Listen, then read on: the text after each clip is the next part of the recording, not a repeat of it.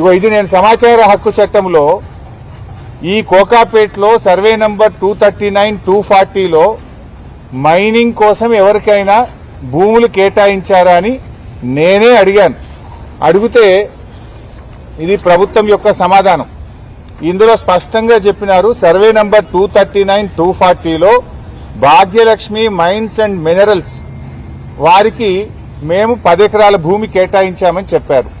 కేటాయించింది 10 ఎకరాలు, కబ్జా పెట్టింది 17 ఎకరాలు. అఫ్కోర్స్ ఇదంతా మళ్ళా వేరే విషయం. ఓఆర్ఆర్కు 1 కిలోమీటర్ దూరంలో క్రషర్లు పెట్టకూడదని, ఎలాంటి మైనింగ్ యాక్టివిటీ చేయకూడదని గతంలోనే హెచ్ఎండిఏ ఉత్తర్వులు ఇచ్చింది.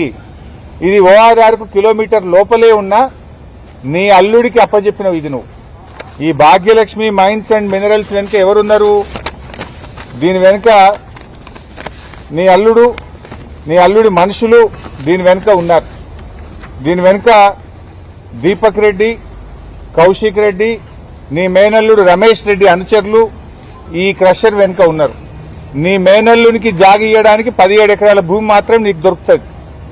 కానీ శారదాపీఠం ప్రజలకు ఇలా హిందూ ధర్మాన్ని ప్రచారం చేసేటువంటి శారదాపీఠం, భక్తులకు వేదికగా ఉన్న ఈ శారదాపీఠమే నీకు కనబడ్డదా కూల్చడానికి? వాటర్ వర్క్స్ కట్టడానికి నీ అల్లుడికి ఇచ్చిన క్రషర్ భూమి పనికిరాదా? అంటే నీ అల్లుడి అనుయాయులకు 17 ఎకరాల భూమి ఇస్తావు, క్రషర్లు పెడతావు. ఈ పక్కన బిల్డర్లందరూ నా అల్లుని దగ్గరనే కంకర కొనాలంటావు, నా అల్లుడి దగ్గర కొంటేనే మీకు అనుమతులు ఇస్తా అంటావు.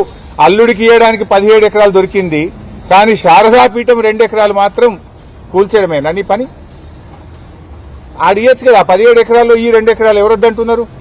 శారదాపీఠం 2 ఎకరాలే లాక్కోవాలనా? పీఠాన్ని కూల్చాలి, దేవాలయం కూల్చడమేనా నీ ధర్మం?